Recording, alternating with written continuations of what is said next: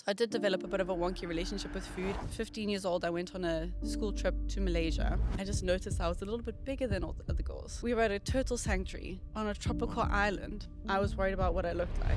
We had a treadmill at the time and stuck a picture of some bodybuilding pro whatever on there. That's what I want to look like. The diet while I was on that prep was so strict that I did end up developing binge eating. And then I think over the next year, put on 15 kilograms. That was one of the hardest years of my life. And then I started CrossFit, and that completely changed the game. CrossFit for me shifted my mindset from what I look like to what my body can do. So I moved to Bali and started my own social media management business, not really knowing what I was doing. My first client was a very low paying client, but it just also showed me that you can actually do whatever you want to do. There will be a market for it and someone will pay you. If you have the confidence to sell yourself, sell your services, and you believe in what you're doing, someone will buy from you. I think the biggest thing for me that I had to learn, and I think we as Athco, we're all about sports, wellness, health, and how that meets with social media. Okay. And obviously, you're working in Bali in that space, health, wellness, social media. So, like, if you take us back, before we get to Bali, give us a little bit of background on Holly. Like, give us, who's Holly? Okay. I come from quite an active family. Both my parents actually met because my dad saw my mom's calves. I think I told you this story. my parents met in university where my dad saw my mom's calves across the cafeteria and was like, that one. And they've been together ever since. So I grew up in quite an active family. Bodybuilding, health and wellness, that's kind of very centered in what we, just the day-to-day. It's high school, eating disorder, disaster, bodybuilding. Right. Yeah. Oh, because you have to get super lean. Yeah, it's really that intense. was a lot of image. That bodybuilding time was standing in front of the mirror Mm. and looking at yourself all the time. Yeah. And so there was other things going on at the time as well, but it just didn't help. Then my mom started, and then my dad started, and then I started CrossFit in my first year of university. Okay. And that completely changed the game. Right. CrossFit for me shifted my mindset from what I look like to what my body can do. Yeah. Yeah. From look to performance, actually. It was just, it was amazing. Like, I can't even put into words how much I would advocate to do a sport where you feel like you're judging yourself on performance and function. Right. Yeah. So rock climbing is something else that I did that also was just like a social bouldering, a social performance. You're just with your buddies. You don't even realize how much exercise you're getting. Yeah. And I also played ultimate frisbee. Yeah. And that was very similar, when you get to hang out with your friends like 3 times a week and you're playing frisbee, whatever. But you're hanging out with your buddies. Yeah. And yeah, CrossFit changed my life. And then When was that? Like, what was it when CrossFit was like this, had this I height? think just after that. Just after that, CrossFit had its little boom. And then my dad was very much still of the bodybuilding. Yeah. He was like, CrossFit, Yeah. it was that era. Hate CrossFitters. Yeah. I heard. I did for a long Really? time without knowing what CrossFit was. I was like, Same. I know that other bodybuilders hate CrossFit, so I guess I will I hate should. CrossFit. I have to hate it too. Yeah. No, their pull-ups aren't strict. you know, Yeah, it's like that looks, what's better than a bicep curl in front of the mirror? Not these guys. And then you go, and it is just like music and community and fun and just like the best space ever. And I think I was also really lucky to find a CrossFit gym that did feel like a community. It started, the CrossFit gym that I went to was a small gym at the back of a high school, Bishops. Oh, Bishops, yeah. Okay. Yeah, I started in the Bishops gym, where it's like a boys. Wait, how old were you? First year university, right? 19. Okay, so you're above 18. Okay. Yeah. So I was 19. Small gym, small member size, and then they've just grown. They've moved to Kenilworth. Yeah. It feels like a community, and I think also being involved in CrossFit, knowing that if I need to establish a community or find a community, even if I move anywhere, just join a CrossFit gym. Yeah. Just go regularly to a sporting space Yeah. and you'll be fine. I made so many friends at my gym when I moved to Bali. Which Oh, yeah, wait, yeah. which sorry. Okay, so yeah, now we're going back and forth. And then, so I went to university to study speech language pathology, speech therapy. Yes. Which is why you speak so well. Wow, thank you. That was a 4-year degree. And then after that, I went to do my community service in Margate. So Okay. 2 hours down from Oh, Durban. that's a nice place to do community service. Or not? It was, I think compared to I know people just like in a dorpie in the middle in the of nowhere. Bundus, yeah. So I met my best friend Sarah in that year. So that was one of the hardest years of my life, but I would do it again if I could meet my buddy Sarah. Right. Like, it's so worth it. So worth it. And I'm so grateful we met in like the first week. But That's she was living, so I was living 2 hours down in Margate. She Yeah. was living an hour and a half down from me in Eastern Cape, rural Eastern Cape, Yeah. living in the hospital accommodation. I think she had it quite tough. So I think compared, I was like, living in Margate, I could go shopping whenever I could, Yeah. but still working in a rural, tiny little Hospital. clinic. And that was that was tough. Was it formative or not really? It was formative in learning to work with people Yeah.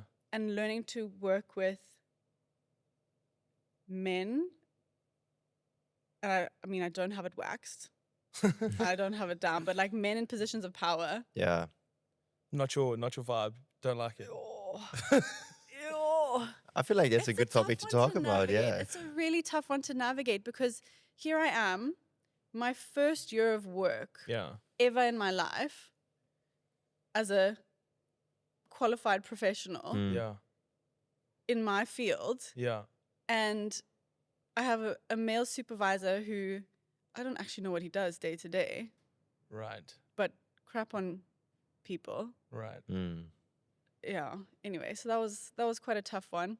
Yeah, there was an example of I was sick and I was staying at a family friend Yeah. over the weekend because I was sick. I was 2 hours away from where I was living. And I call in sick on the Monday and he says, "No, I need you to come to work to show me that you're sick." So I had to drive there, show him that I was unwell, and then drive back. Like, I don't know. He just was not a nice guy. But that is a tricky one because I am a young woman. Yeah. He's a man who's been in this position of power for a long time. I think I already have a bit of a authority figure. Issue. I was a bit of a teacher's pet. Even though I was. You were like good with authority before or no? I just didn't question it. Okay. Right. Yeah. I think, yeah, I was the teacher's pet. I was the one that, if the teacher was leaving the room, they would call me to stand in front and write the names of anyone talking. So I'd be there in the front, write the names, and then as soon as the teacher opened the door, I'd rub it out because I didn't want to also people pleaser, so I didn't want to make enemies. Like, yeah, everyone was silent the entire time you'd left the room. So you were like a snitch that didn't get stitches because you were cool. But I also wasn't cool. You were actually not cool, No, but but you were just like nice. you were cool with the teachers and with the students. Yes. But, when you please everyone, you also please no one. And you So don't please Especially not yourself and the closest Exactly. people to you as well. Exactly. Yeah. So kind of only really learning that now, but whatever. Life's a journey. Life is a is a journey. Like even me, like it's weird to think back to like mindsets I had when I was younger. Like even like 3-4 years ago. And then now I think I just take life less seriously. So like if something's like a big deal, I'm like, Yeah. we'll get past it. Because like when I was younger, I think you'd have like something happened and you'd be like, this is the end of the world. Yeah. And then life went on and now, I don't know. I think I'm just a little bit more like chilled and Chill vibes. understanding Yeah. of people and their issues. And yeah, I normally just see like if someone's like not a nice person, I'm like probably just going through like They're having a bad They're day. going through It's some not- stuff. Yeah. Yeah. Nothing that I've done. nothing that I've done. Yeah. Yeah. But that takes time to learn, I guess. Yeah. It's a healthy way of thinking about it, Yeah. definitely. Yeah. But one thing that I was actually very interested about if you want to talk about it, is like the eating disorder thing and maybe how it was relating. Did it come from the bodybuilding part that it was very like, I feel like bodybuilding had its boom in, let's say, the 2010s, 2014. There was like a huge wave of influencers and people making videos about bodybuilding.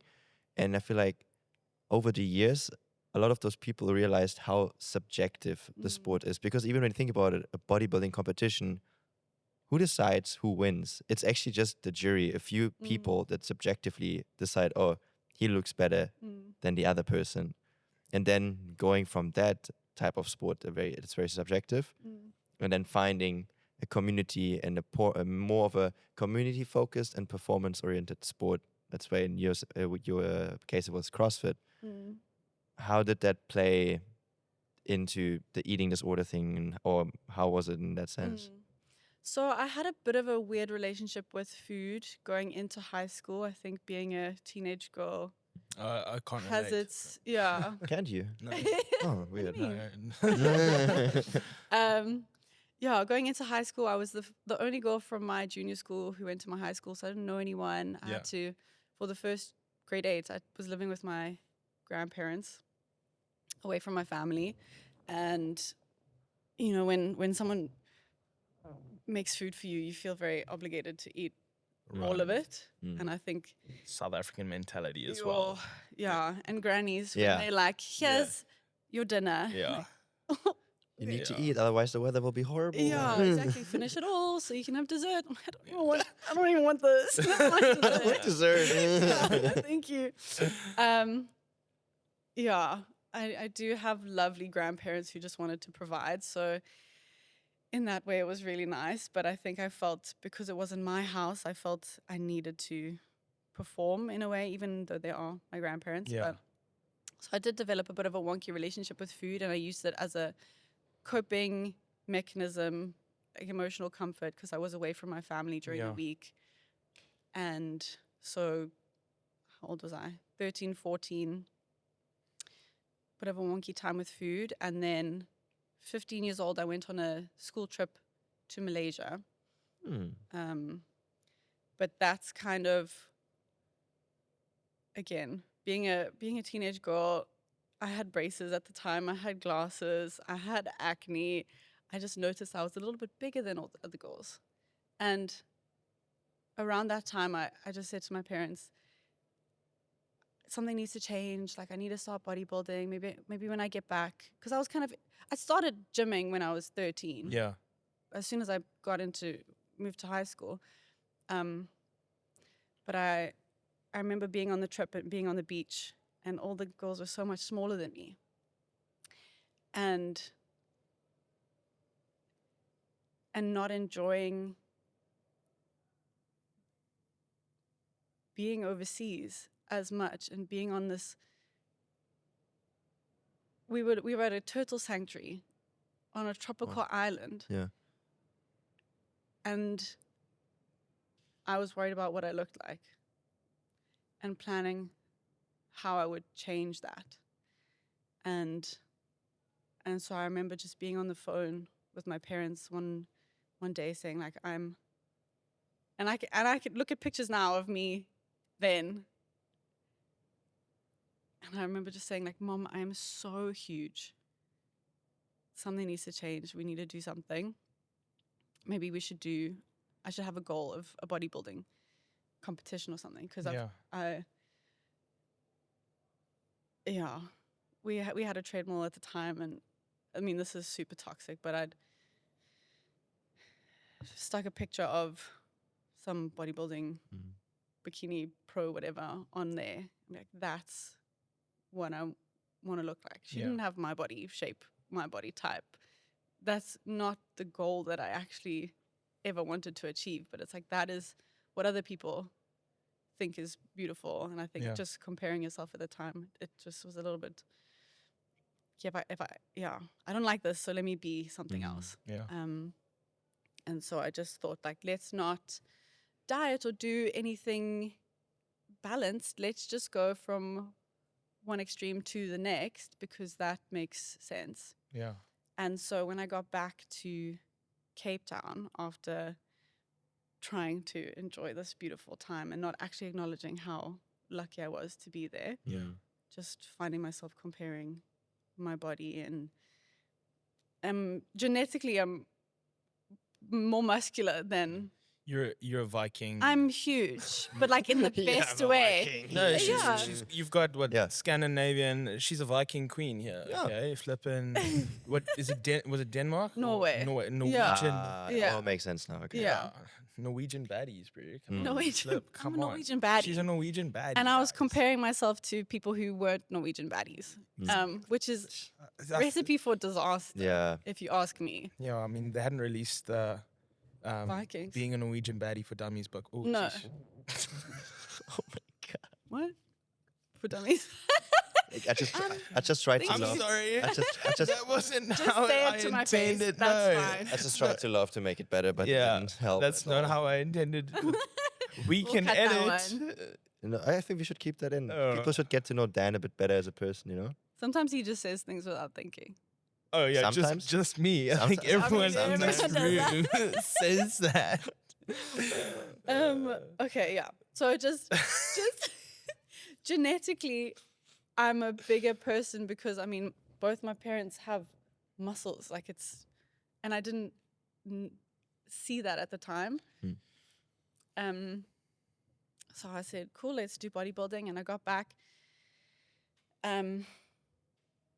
met up with a bodybuilding coach at a generic commercial gym, a male bodybuilding coach who, lovely, like we are Instagram buddies still, but that just was not what I needed. It was very chicken and cucumber, chicken and broccoli. Oh, Did you at least diet. get some rice? No. Little bit of rice Oh, a little bit. sometimes. Jeez. And then, yeah, when your hormones are changing and you need that comfort food and Especially all those fats are also so important in that age. Yo. exactly. And I was also diagnosed with PCOS, so polycystic ovarian syndrome, where I needed the fats and I needed a little bit of carbs, but like the good carbs. Yeah. Yeah. And so I was restricting so much. I got put on this diet of it was chicken and cucumber that I would meal prep. And I'm also not a great cook. So if I was a better chef, I probably would have. It's the Norwegian. Yeah. It was very functional. Look, Northern Europeans can't cook. We've already talked about how German bread It's getting is very not as good as French bread. And this guy can't handle that as a fact. we don't we don't have much going for us, okay? You at least give us the bread. But yeah, okay. I This think is that an internal Well, walk back. circle back to the bread. that's a conversation for the next time. I need to stay on topic here. Nobody wants to hear about bread. Exactly, yes. Yeah, we want to hear about Holly, wanna not hear about about bread. Holly. Not about German or French bread, No. especially not French bread. Yeah. Yeah, so my bodybuilding coach, we kind of set a goal of, I think it was like a 16-week prep. And because it was 16 weeks from getting me from normal 15-year-old size to bodybuilding show ready, it was very strict. Very, very strict. It was chicken and cucumber 3 times a day, rice cakes and chicken, and it just was not doing the business for me. So I think that in itself is really hard because it just made eating really not fun. Yeah. It Yeah. made dieting not fun. And I would meal prep I would meal prep chicken and broccoli. So I would meal prep it on the Sunday and then still eat that same on the Thursday. But you froze it though, right? No. And it was cucumbers as well, Cucumbers. And full then of it was water. like, when that cucumber goes like that dark green when it's like, Oh. Yeah. I definitely could have done it better. 100% I could have done that better. But I mean, you were also still young. You still had other things going on too, you know. So I was also playing, at the time I was playing water polo in the... How did you? With no carbohydrates. I just want to say, how did you not No. drown? With no, you've got no energy. I had no energy. I also didn't really enjoy it, but I was doing it because I actually did enjoy it, but it was a bit of a, I was in the social team. All until- right. But anyway, circle back. So you're So- very athletic and like sports and Yeah. all kinds of things in your life since you're young. Yeah, so getting. swimming when I was little, water polo in high school, netball as well. Love netball. Oh, love netball. You can slam dunk, I'm sure. Obviously, that's how you play netball. 100%. Yes, because you're allowed to move, bro. Yeah, you can move. Yeah, but you she can jump bounce from. it. You can turn around. It's like basketball. It's exactly the same. Same It's thing. just the girls do it. That's the Yeah, difference. yeah, cool. Yeah. So I was on a really strict, really strict, awful diet. The exercise for me was the easy bit, Mm. and I think it kind of still is. Like going to gym for me is not a schlep at all. I look forward to it. It's a really great hour in my day where I'm super happy. But yeah, the diet in high school while I was on that prep was so strict that I did end up developing binge eating. Oh, it was kind of the yo-yo effect in Yeah. a sense then. So I would eat my chicken and broccoli, chicken and whatever during the day and just be so hungry and so depleted that, but still also wanting to, Mm. in a way, I guess it was people please and show that I was doing this prep, but I was so hungry by the end of the day that after everyone had gone to bed, like I would binge Yeah, because no one could see me, yeah. and I would do the same when anyone left the house because no one would see me binging. So I'd still be sticking to my diet Right. from what they think. Yeah, just Did- get into a weird. Did you get headspace. validation from your parents who were bodybuilders that you were doing this, or how did that? What was that relationship I like? think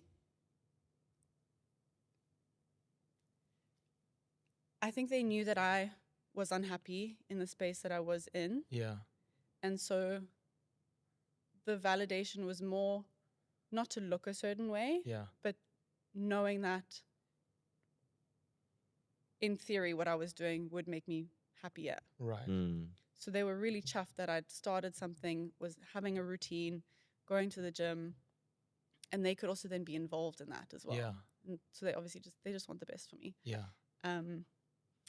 And yeah, so I started binge eating. That was like grade 10. I was 15. Yo, that's hectic. That's yeah. Oh Yeah. wow. And then I think over the next year, put on 15 kilograms. Of And it was after the bodybuilding show, or So the bodybuilding show didn't happen didn't happen because you? because I'd put on so much weight Yeah. because of this binge eating. Yes. There was no way I was going to stick to a diet like that. right. And then, yeah, again, the gym side of it was super easy. The food, not so Not much. so much. And I think we were like halfway through the prep where I'd not made any progress, and then we just kind of didn't. It was like, okay, well, maybe next time we'll get him next year. Yeah, I don't exactly remember the order of events, but that was, I think the show was at the end of the year, and we just had to say like, okay, not this time. Yeah. Okay, cool, that's fine. And then stopped with the coach because now we weren't prepping. Carried on with gym myself. Tried to do if it fits your macros, Mm. eating with Oh, macros. we all been there. But yeah, it was like, oh, this protein bar fits into my thing. Oh, a cappuccino fits. And then, yeah, no, I didn't do it well because now going from like this restrictive cucumber and chicken to Mm. the idea that I could actually eat anything as long as it fits. Playing Tetris with my meals, still counting calories, still tracking macros and stuff like that.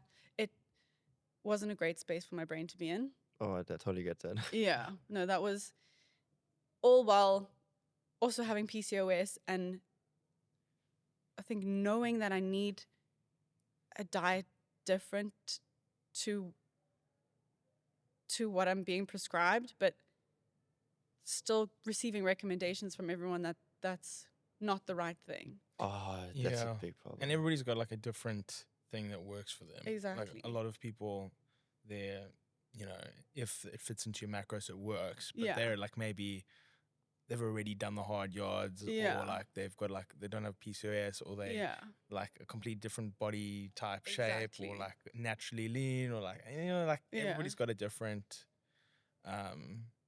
way to get to like the goal. You Yeah. can't judge yourself based on other Yeah. people's advice. You've really got to find out what 100%. works for yourself. 100%. Yeah. So having PCOS, I needed more fats. And I'd also seen a naturopath who said, no gluten, no dairy. Mm.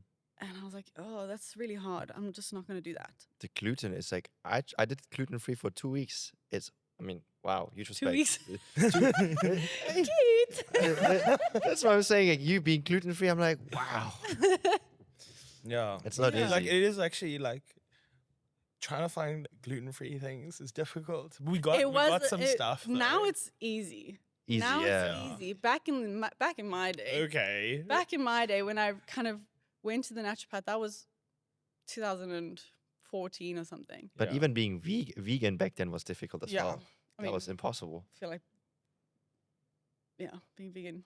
What now it's hard as well. Although I mean, it's always hard. my other buddy Daniel does it really well. Yeah. He's actually a great person to have on the podcast. Oh really? I must- Note Daniel, that down. They're coming for you. We're coming for you, Dan. Why are you talking to someone as if someone would stand behind the camera? That's weird. No, we're talking to We're our breaking the assistant. fourth wall. Okay, nice. Yeah. Just kidding. Yeah. Do you want to explain breaking the fourth wall to Giannis? Oh, that's actually a have good you one. seen like The Office, Yes, true. I love The where Office. they look at the camera? That. That's actually very brilliant. Now that you're up to date as a filmmaker. Sorry, man. No, like Holly, seasoned filmmaker over here, which we actually need to get on to. So going from this in high school Yes. and then speech therapy, and then you go to Bali, explain the journey Okay. from one to the other. Okay. So I studied speech therapy. Wait, I need to finish my diet story. Oh, sorry. I need to. Finish your diet story. We can come. We'll come I don't back. know. Circle It's back. my ADHD brain is like. I'm done with the over story. here. On to No, the no, next. it wasn't. No. Hey. I've heard enough. No, I wasn't. I was like. And cut. Yeah, I mean, I've said a lot, and I've also said nothing at the same time. But I think you actually said. I think a lot of people can take a lot from it. Honestly. Yes. yeah, I mean, so bodybuilding not for me, and then I started CrossFit, and around the same time I started eating intuitively, Mm. and and that when you have a binge eating disorder, that Yeah. was a really hard process because Wow. I was speaking to a friend the other day where I didn't actually know what it felt like to be hungry because I would binge. And so I was always full or over full. Yeah. And any sign of like, it was the weirdest idea where I had no idea what it was like to be hungry. So any sign of like digesting, I was like, maybe I'm hungry. I should eat more. And that's kind of like, I had no idea what it was like to be hungry, which is, I mean, a privilege to say, but yeah, I had no idea. And so when so intuitively eating was a hard process because intuitively, I'm like, oh, I need some food right now. You don't. You don't. Like, I'm not. So I actually did see a therapist for a few sessions. I think it was like 6 months of therapy for binge eating. And that was mostly talk about self-esteem and the way I perceived myself, and speaking about the expectations that I had for myself, which were very extreme. And that helped so much. I think over those 6 months, I started intuitively eating naturally. Mm. And I have this vivid memory of, and it sounds insignificant, but I think when you have an eating disorder, you like the one that I had, it's like it's a pivotal Yep. point where I remember we'd gone out to dinner somewhere and I was eating and I had a bite left. And I just thought, I'm actually fine. I don't need to finish this food. And I left a bite on my plate. From going to like cleaning out the pantry to, you know what, I'm actually satisfied. Mm. It was a turning point for me. And I know what it sounds like, but it's like, it was very significant. It's the small moments that make often the biggest difference, Yeah. honestly. Just knowing that I can trust my body. My body is telling me that I'm full. I don't need to have this extra bite. Yeah. This is all I need. Cool, let's move on to the next thing. Food is fuel. That was very important for me. And around the same time, I started CrossFit. And my mindset shifted to what your body can do rather than what your body looks like. Within 3 months, I'd lost the 15 kilograms that I'd gained. Wow. And it felt overnight. Like, it literally was just a mindset shift of food has then become fuel and petrol for performance. Yeah. Rather than this thing that consumed every thought of mine. Yeah. Yeah, it was literally, it felt overnight. Do you think a lot of people are trying to solve physically what needs to be solved mentally? You said about your therapy sessions that had helped you with a mindset shift. I think people are like, I'm going to fix it in the kitchen. I'm going to fix it in the gym. And they really need to be doing some more like reflective work. I think it's a good facilitator for that because I think exercise and working in the gym, meal prep, is a meditative space where you can be in your own space, in your own head, processing. But there is a lot that just doesn't get talked about Yeah. as well. And so I think while that is a great way to start, if you're not used to, you know, jumping into therapy, it's a great way to just be with yourself. It's like a gateway into knowing yourself better. And I don't think you can have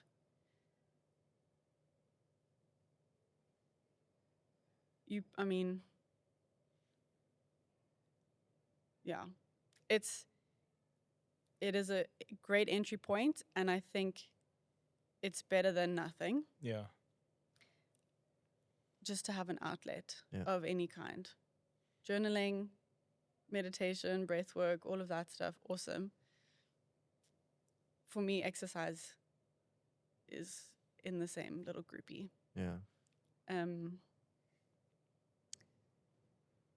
Then the weight just came off. It felt overnight. The way that I perceived my body, the way that I treated my body, because now my body wasn't just this object that needed to look a certain way. It was a tool. Yeah. And I needed to fuel it accordingly, and so that I could perform in a certain way. And that just absolutely changed my mindset. That was pivotal. That's So cool.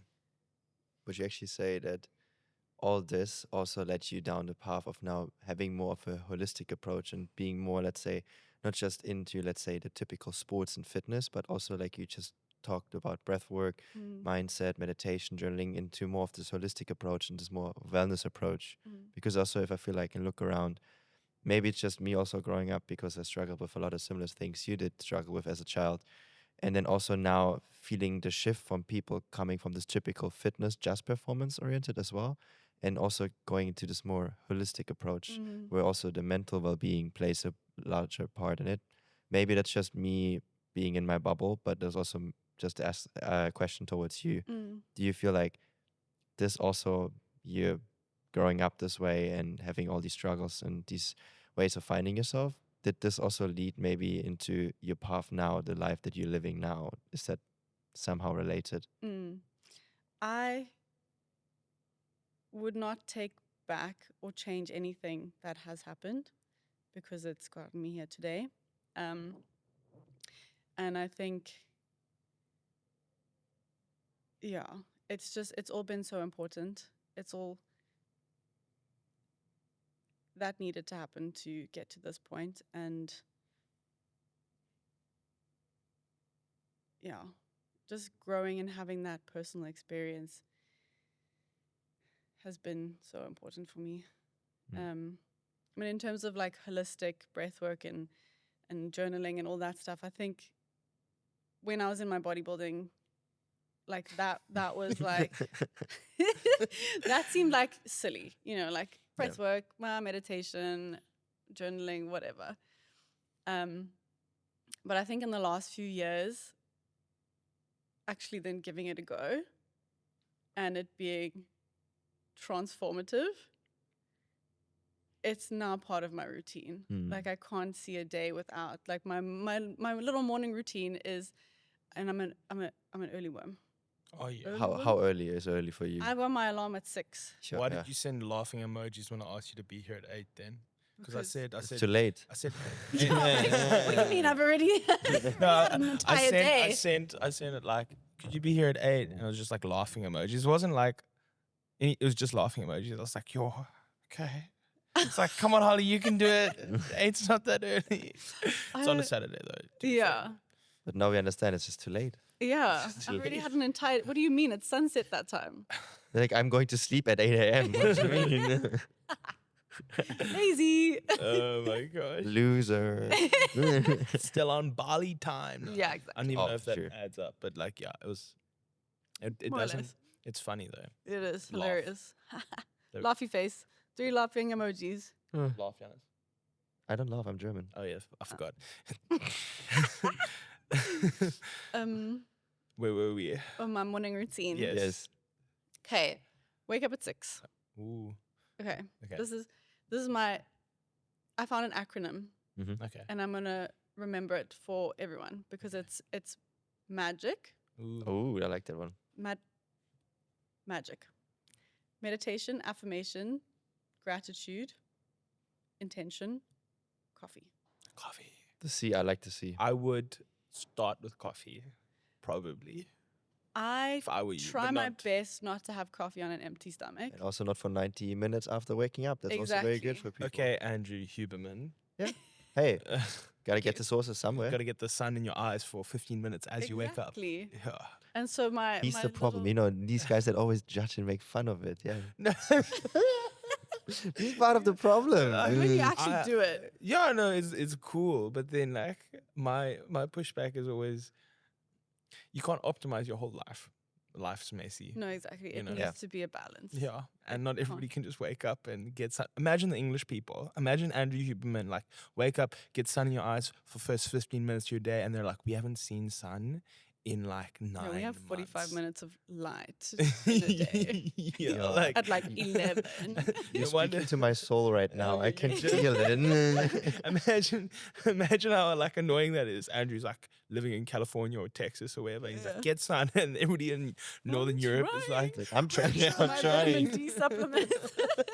exactly. Yeah, no, that is, I don't know. I don't have any advice for you guys. Sorry. Okay. You live in the dark. I'm so terrible at taking us off topic. Please, back Okay, to your morning routine. Magic. Meditation. I do my little YouTube. I search a little 10-minute meditation. And I think with an ADHD brain, That's what I wanted to ask you. that is tough business. Yes. But what I really enjoy is a guided meditation Mm. because then you have something to do. Yeah. Does it really help you? It really does. Do you So, do body scans or A what? body scan, Okay. delicious. Okay. Delicious. Because my ADHD brain, I can't do body scans. Okay. I don't know why. I get lost in my body. Yeah. That's why I'm I think asking. picture a literal like laser or a light, Okay. like a glowing ball, wherever they say, oh, and your big toe. And then I'm like picturing a glowing light in my big toe. And this has taken practice, because I think as well with my little brain, it becomes this like background noise Yeah. that you're like, okay, and this is happening and this is happening. I gotta be here and I gotta be here and I gotta be here. I gotta think of this. Actually, that can wait a tiny bit. Let's just do this tiny little thing that it's so delicious. Oh, I love a body scan. I love a delicious. meditation. Yeah, the big toe is so delicious. It's just like, you're in South Africa, people are using delicious for like everything. And speak about feet. Sorry, I had to say this. Like, you guys and your feet, I don't know. No, that's I don't not. think that's a. Maybe that's That's just, a thing, I maybe swear. That's Is that a just German That's a Maybe thing. it's No, your it's a South African thing. It's a South African thing. Like, You like calves. You like calves. You like feet. I'm Really, like, how sorry. can you I'm not sorry. like those, bro? Show the Fucking- camera. Lift your leg up. No, way hell high. no. Okay. It's gonna break the camera. They call fucking shatter that, flipping. Yeah. Okay, back to magic. We're at Back A to now. magic. We're at A now. Affirmation. Affirmation. Affirmations. That for me will never be physically based. I like to think of 3 affirmations on how my day is gonna go, or something that I will do in my day that will be good. And a lot of it is always just based around play and fun. If I can affirm that my day will feel like play, great, perfect. So I'll do that. Gratitude, that has kind of moved to the end of the night, where I fill an A5 page of things that I'm grateful for. And one of the things that I'm grateful for is being able to notice the little things in my day that I really appreciate. I don't have a picture or a reference, but I filled a page the other day where it was like, I'm grateful for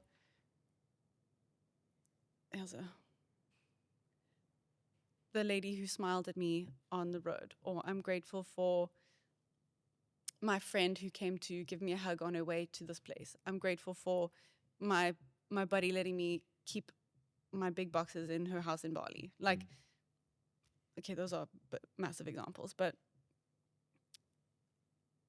yeah. It doesn't need to be anything big. It can be literally like Exactly, just having my literally coffee in the morning. my morning coffee, being able to read my 10 pages in the morning, being able to sit in the sun for a bit of the afternoon, a client saying, well done, just being able to, and it is actually so easy. Once you start filling a page, like an A5 page, seems like a lot, but when you're noticing the little things, it's so easy. Yeah. There've been times where I fill like 3 pages of just good things from my day that have been like so small, like clean bedding, or I saw a lizard today. You like lizards? I actually prefer snails. I hate to say it. Yeah, and cut. I prefer snails, thank you. I saw a snail today.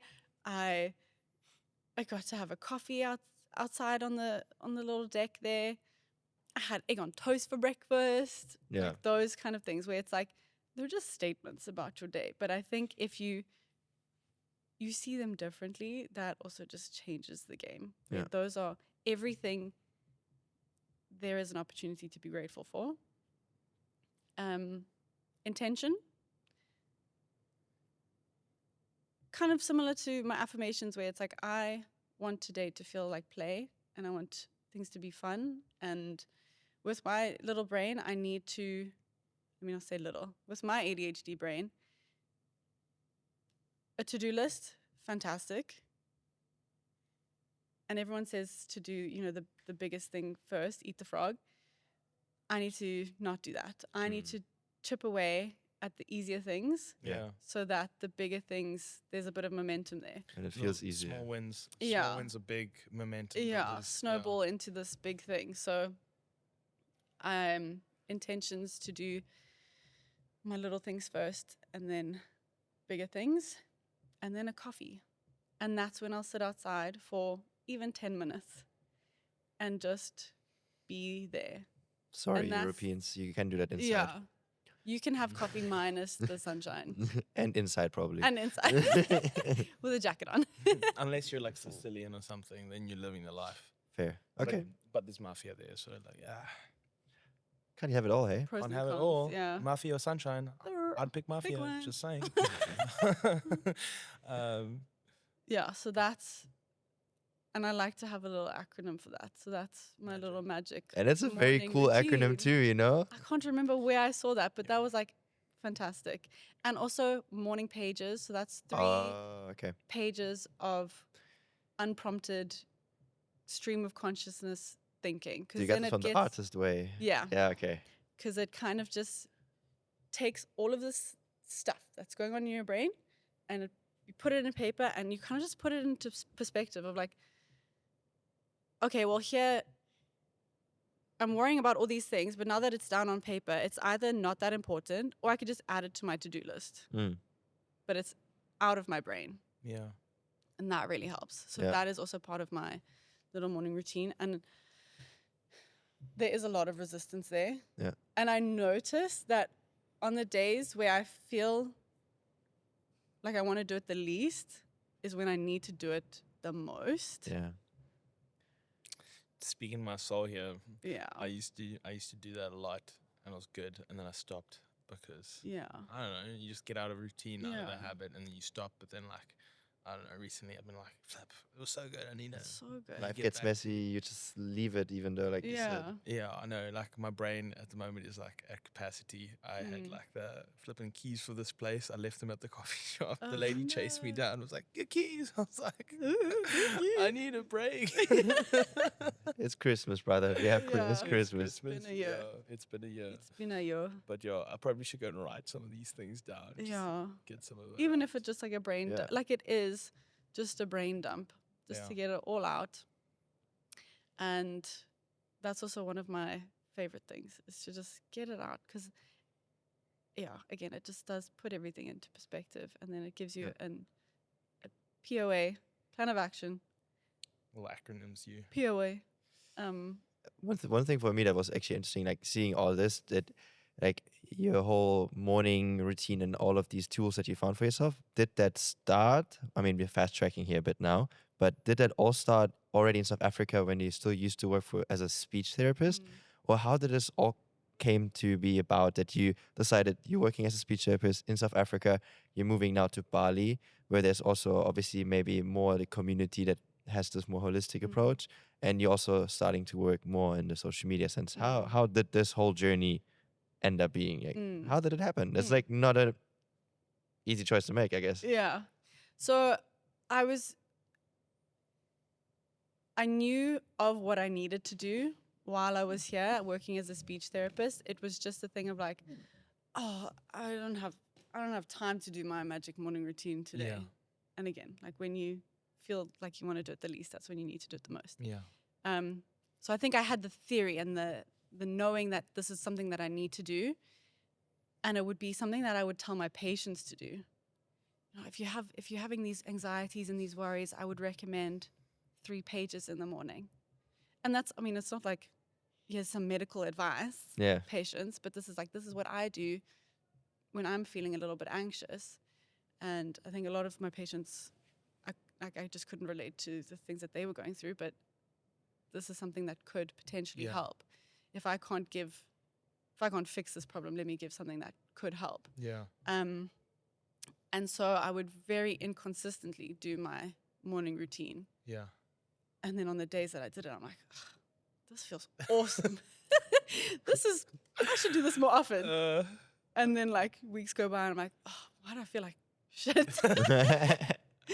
And then so I moved to Bali, and the work that I was doing, I would work as a speech therapist in the afternoon. So I'd have my mornings free. Okay. And that would be all for me. I'd go to gym, I'd do my morning routines. That would be pretty solid. Yeah. And then I finished that speech therapy contract beginning of this year and started my own business, I guess, social media management business. Big step. Not really knowing what I was doing. Yeah. Obviously, no one actually ever knows what they're doing. I love that because that No is one so knows. true. No one knows. Everyone's Yeah. just, go for it. No. I was just agreeing with you. Like nobody knows what they're doing. No one knows what they're doing. And And anyone that tells you otherwise is full of shit. Sorry. exactly. We know exactly what we're doing, don't we, Yanis? I think you're full of shit. Yeah. Maybe. Oh, call out. Call me out. So I started that, and I'd never done that before. So let me go back. So I was hosting events while I was doing my speech therapy contract because I had so much free time. I would hop onto Bumble BFF. Oh, a lot of people use it. Bumble Yeah. BFF. Yes. I don't know if it would work the same for guys as it does I don't for think so, girls. no. Don't. so. Yeah, no. I don't think that would work. Only It's- supposed to. Yeah, Like, is it- I looked at it once and I was like, I feel like this is where, like, I feel like if I'm like, hey, dude, you want to hang out? No. Can I just, I feel like it does start with like a spike ball. yeah, Yes. it starts with spike ball. Yeah, That's where you pick all up the Germans, you know? exactly. Just the put Germans. It's just Germans. It's the Germans. The Germans. Okay, but circling back. You did events. 3 ADHD people on a podcast. Yeah, It's It's a difficult. disaster. I mean, people that have ADHD will enjoy listening to this. Yes. They will be stimulated all around. Yeah, there's so much to think about at all times. So while I was doing my speech therapy, I was kind of hosting events just for me because my best buddy Sarah, who I met in ComServe, best friend. I love her so much.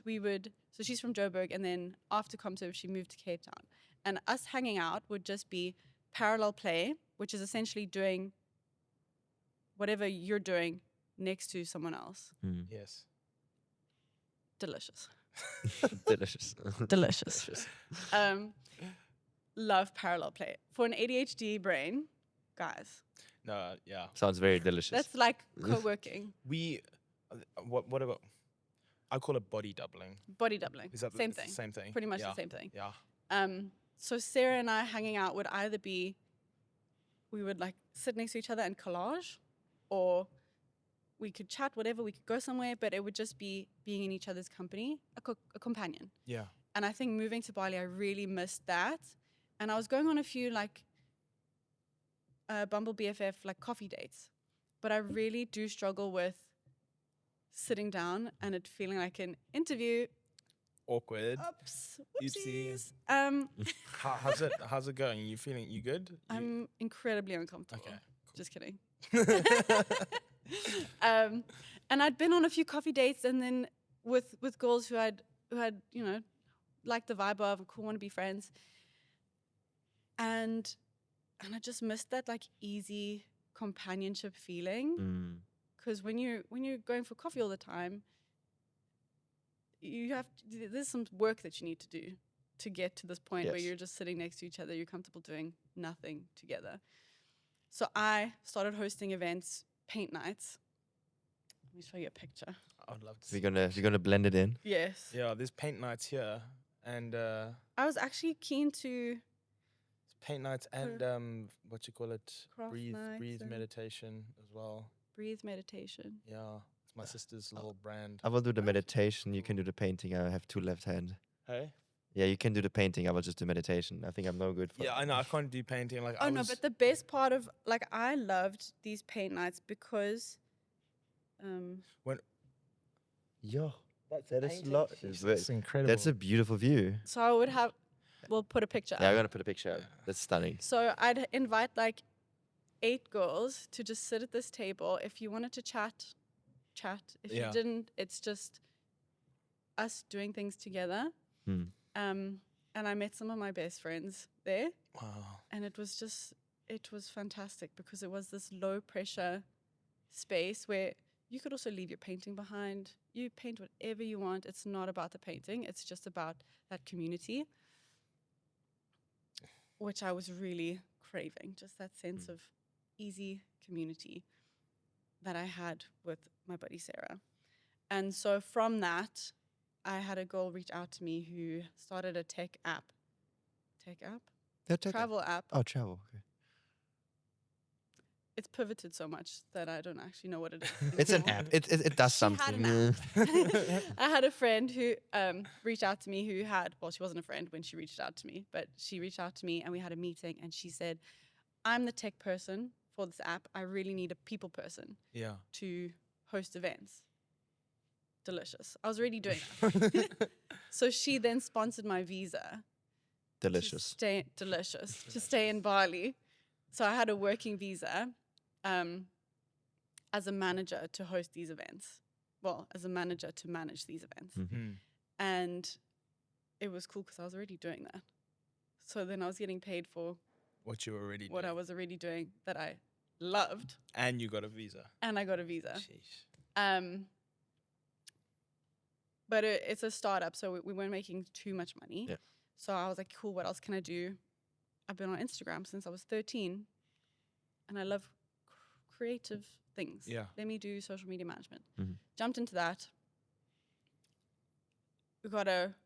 My first client was like very low paying client, but an activewear brand from Belgium.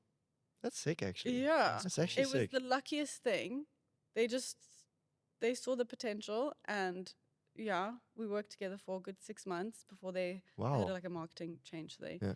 needed to let me go. But that was my first client, and I just also showed me that I could also do other things. Mm. And I think growing up, it's like you do what you studied, Yeah. and that's what you do. There's like a really weird like South African thing that I don't think as many other countries, like first world countries, feel the pressure of.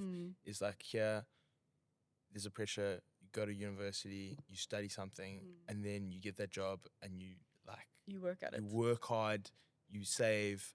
Otherwise, like you're in big There's trouble. no other option. There's no other options. Yeah. And I think like you meet a lot of people, like even now with all the tourists coming to Cape Town, you meet like someone, you're like, what are you doing? They're like, I don't know, I'm just figuring it out. And I'm like, sheesh, it Yeah, must what do be you nice. mean? Really. Like, where's this money coming from? They're like, and it's so cheap down here. You just like save Yeah. up there and you come down here. I'm like, cool, man. Like, It's good for you. awesome. And I Yeah. think like even somehow in your situation with being paid for doing what you already did, just having the space to figure it out a little bit and experiment, it gives your brain more like possibilities. Yeah. And like maybe that could be something else other than a speech therapist, you know? And I think Bali was just the perfect setting for that as well, because there are so many people that I met who have been through.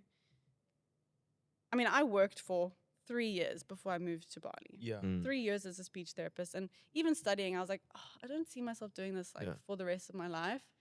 But also just receiving that information of being like, this is what you studied, this is what you are going to be. Yeah. And having this like deep knowing of like, I don't really want to do this forever.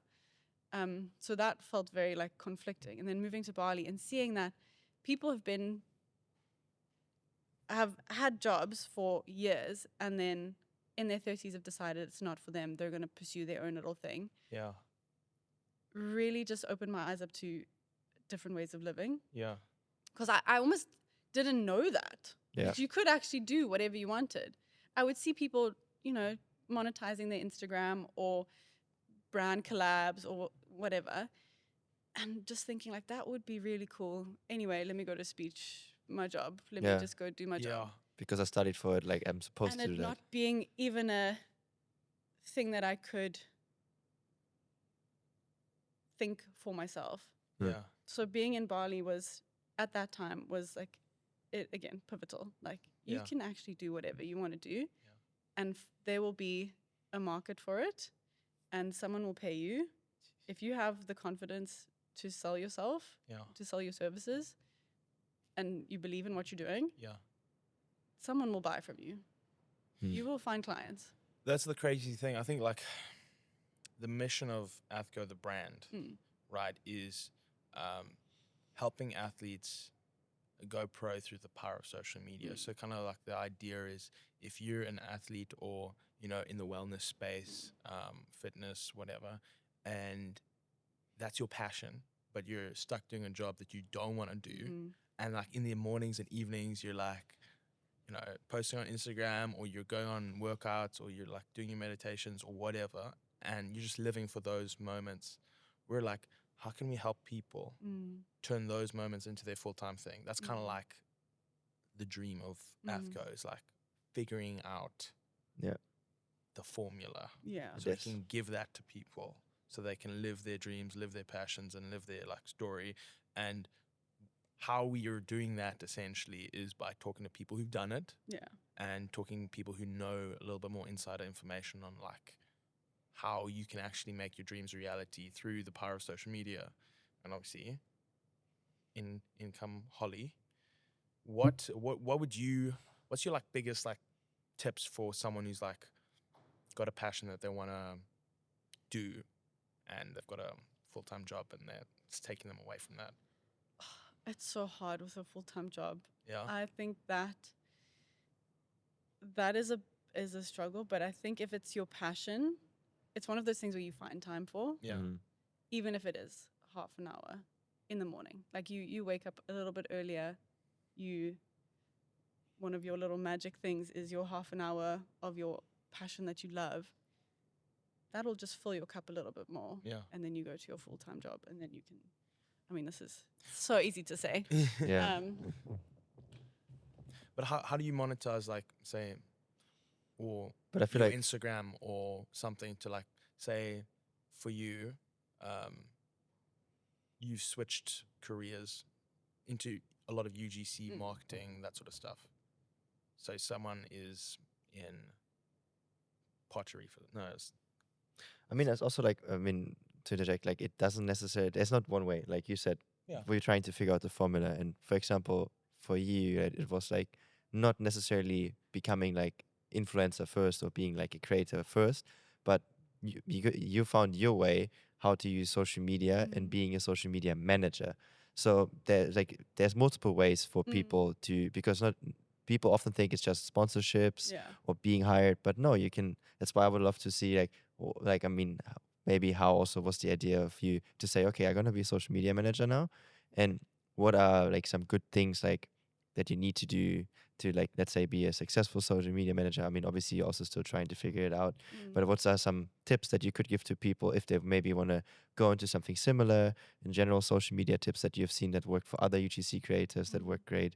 Just anything maybe like people could take away and then apply to their own journey. I think the biggest thing for me that I had to learn, and I think there's just with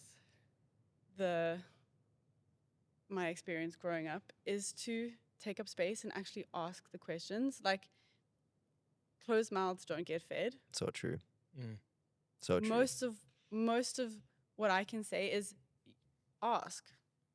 Ask, and the worst that they can say is no. Even if you have no experience, ask nicely and say, I have no experience. Can I do this for you? They might say no, but someone will say yes.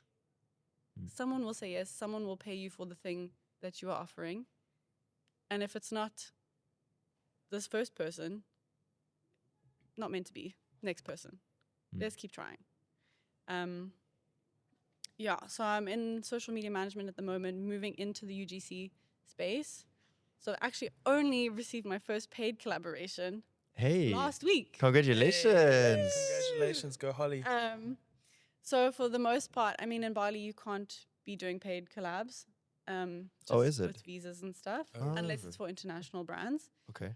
But I didn't have access to international brands. Yeah. Really in there. There were definitely ways that I could have gone about it, but so my first paid collab. Do you maybe want to, obviously not go too much into detail, but take us into the process of landing your first paid collab? I think that could be also very interesting for people to understand. So in the beginning, you do need to do a bit of work for free. Okay. Just establish yourself in what you're doing. So I've made several very personal to me, or like personality focused videos that feature a product. So it's just putting yourself out there in a way that a brand can see that that's what you could do for them, right, as well. So just building up a tiny portfolio, even if it is pretend projects that you've created for yourself, or you find something at home that you really like, a face cream that you really like, and make a little video from that. This is just showing brands that this is something that you can do, Yeah. and it adds to your portfolio. You don't necessarily need to work with them. You don't need to have it be paid. But like this is a thing that I love these sunglasses. I'm gonna make a little video where I'm wearing these sunglasses at the beach, and it's super organic, playful, fun, whatever. I don't enjoy the UGC videos where it's like very salesy, and it's like, oh, I just got these sunglasses from this brand, like Yeah. I feel they very don't work as salesy. well. No, exactly. I really don't enjoy those because they're being paid for that. Yeah. So a lot of my content is like, this is what I'm doing in my day, and this is a product that I already use anyways. Here it is in a video. And it Yeah. naturally ties in anyway. It's Exactly. very natural. It doesn't even feel like a ad. Exactly. Theoretically. Like And if you're I going to mean, the beach, you're probably going to bring sunscreen and I will probably use a towel. yeah. I was sent towels this week as well, so I need to make a video. Maybe we should go to the beach. Yes, Yeah. you should. Wow. Yeah. Hey You guys, should. become a social media manager or like social media influencer. You're gonna go I do got stuff sent at the beach. electrolytes this week. I got sent Oh, an really? outfit. I got sent towels. Jeez, Jeez, man. Really? Yeah, this is very If exciting. you guys don't feel inspired now, I don't know. I mean, Yeah. this is also baby. This is like just entry level. Baby steps, yeah, Baby but steps. you got to Yeah. start somewhere. I think Well, that's Yeah. also you're, nice. like you're ahead of us. This is my first social media thing ever, probably. But that's also the thing. I think that we have this natural belief that people only want to learn from the experts, Yeah. but people actually would prefer to learn from someone who has 10% more experience than them. Yeah, just a Because few that steps seems ahead. a little bit more achievable, a little bit more attainable. Right. Yeah, looking at if you're like, oh, I really love soccer, and you're following like a, Let's say I don't know Cristiano soccer, I don't know Ronaldo. why I gave that example. but Ronaldo. Let's say Ronaldo or you're Messi. Like, oh, I love soccer. Let me watch the way Ronaldo trains. Yeah, that's There's like a massive gap there. But if you're, I don't know why I gave the example of soccer. a soccer content creator who's just a normal guy. Yeah, who has a job and he has like a Mm. YouTube on the side. His little YouTube, that's like a 10% difference from what you're doing. Yeah. And so he's a lot more relatable. That seems a lot more attainable Yeah. as a goal. It's so much better. So I think like the micro influencers they're growing. I think that's also the future for brands Yeah. to sponsor 100%. 100%. Instead of paying a big influencer to do Like an ad. an ad. Yeah. I feel like also like for people that maybe don't understand, like from the brand side perspective, if you have one of those huge influencers, the return of investment often is not there because you first of all have to pay him way more money because you usually pay per thousands of views, per millions of views or whatever, have that certain rates. And often the following is so big that there's so many people that are not interested in that specific product. Exactly. But let's say, like you said, micro-influencers, you've been sent electrolytes. You are in the health, wealth, fitness space. So Yeah. even though you might not have such a big following, the Yeah. people that follow you are interested, okay, how can I be more healthy? How can I find more balance in my life? And that's why maybe an electrolyte brand is a very good fit because that helps you to have better like brain function or just like in general like just better be hydrated. So the return of investment, even though you're smaller, is way bigger and they don't need to pay you that much because you're not that big. Exactly. So just knowing that if you've done something before, there will be someone who hasn't done that thing before. Yeah. And they are willing to learn from you Yeah. because you have that experience. And not even 10%, like a 5% more knowledge, more experience. And I think that's also something that I'm still struggling with, where it's like, oh, why would they listen to me? Yeah. And then I think, I've had a bit of a wonky relationship with food, with exercise. Like I've been through this. I do practice what I preach when it comes to my routines and looking after myself. Yeah. I don't drink as well, so there's that. And so there's so much there that I can actually use, Yes, Holly. Yes. which I'm learning, is that like that 10% difference that people are looking for, and that's a bit more achievable. How big do you think the the organic relatability thing, because you said you made a couple of videos that were unique, personal to you. How big do you think personal brand is for like working with other brands? Like, is it important to be Holly when you make your products, like your product videos, like, or because I feel like there's a lot of people who are just generic people out there, just generic making, people. They're one-dimensional. They no, don't. they're just one-dimensional. They're not showing their personality. Like, how important do you think it is like when you're doing the sunglasses ad to show who you are as a person? Do you think that makes you more of an attractive prospect to brands or not? As a social media manager, I can see someone else's personal brand Yeah, and like organize that for them, but I'm really struggling to do that for myself. yeah, All I can kind of do at the moment now is whatever I make, it needs to feel like me, and right. it needs to feel playful. So, and I think that is my personal brand. It is. I'm not someone who is polished and perfect and looks a certain way and always has my makeup done, and I don't know, if my content doesn't feel like me, then I don't want to put it out. Right. And if it feels performative, that's just not me, and I don't relate to that. I'm not going to put it out. No. And I think there's definitely a lot more structure and a lot more strategy that I can put into it. Yeah. But for now, like organic, playful content that feels like me, Yeah. that feels like something that it's just showing my life and who I am. Yeah, my Instagram is almost just a highlight reel for me, and if I can monetize that, great. I mean, that's the dream, right? Yeah. I feel like that's also the right approach. Like often we try, like you say, go too much into it with a structure because we want to make money out of it, and then everything is just too planned out. It's not relatable. We forget about all these little nuances, like you even named a few that make you you, and we become one-dimensional instead of like just focusing on basically posting and creating what we want, what could be valuable to the audience as well. Obviously, we want to give a bit value, maybe change other people's lives, Yeah. but then money will come. Yeah. Like if you have that mindset, I feel like it always works out better in the end. No, I think so too. If you have that tiny bit of experience, you're confident, and I think that also takes a while. I'm still learning to have that confidence Yes. in myself and in my ability to pitch myself as someone who has experience or is capable. Because I think I often doubt my abilities when something feels easy for me.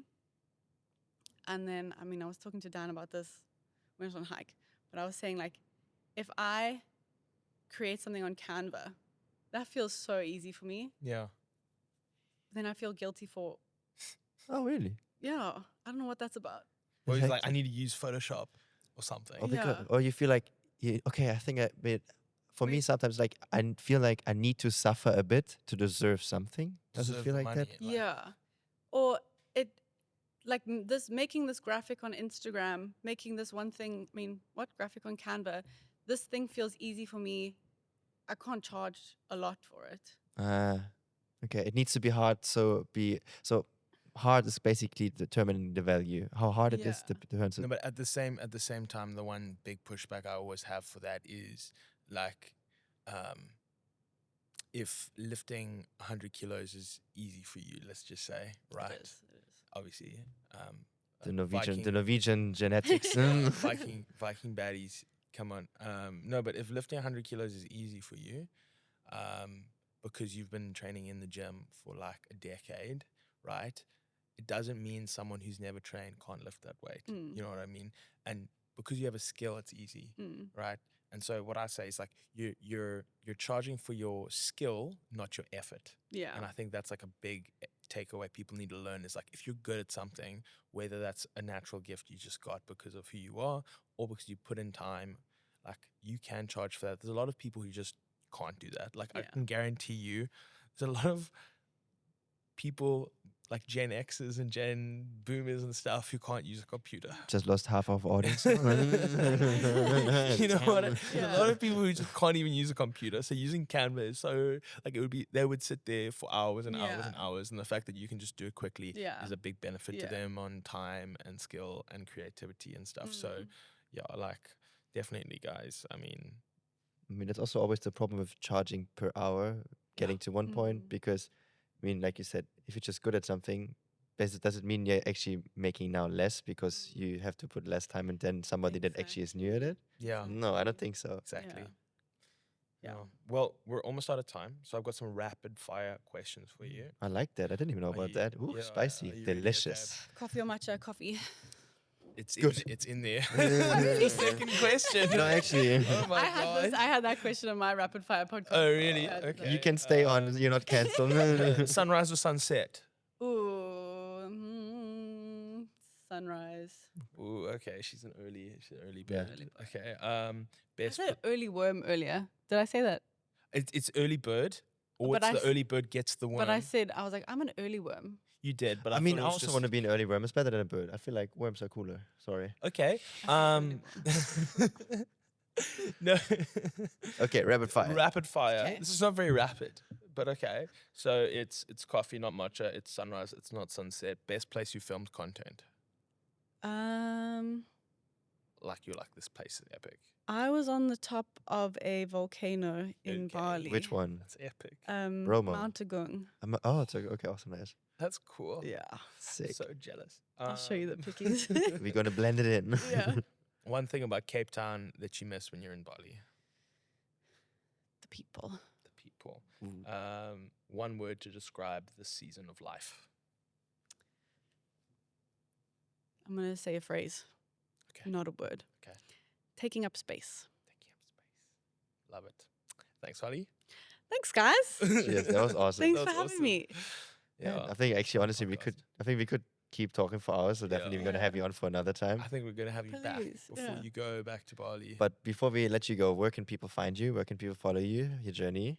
Please plug yourself. I'm on Instagram, Holly Kim Rowe. yeah, we're gonna insert Let's it. shoot you insert it, make it Insert. easier. But for people that are listening, Holly Kim Rowe, spelled exactly how it sounds, ROWE. On Instagram, I do have a YouTube channel that I'm very inconsistent on. I think it's also Holly Kim Rowe. Okay. And on TikTok, extremely inconsistent as well. And that is voice notes for my mom that is sick. is my handle. And that's me. Go Awesome. follow Holly, please. Please. And we catch you next week's episode. Bye. Bye.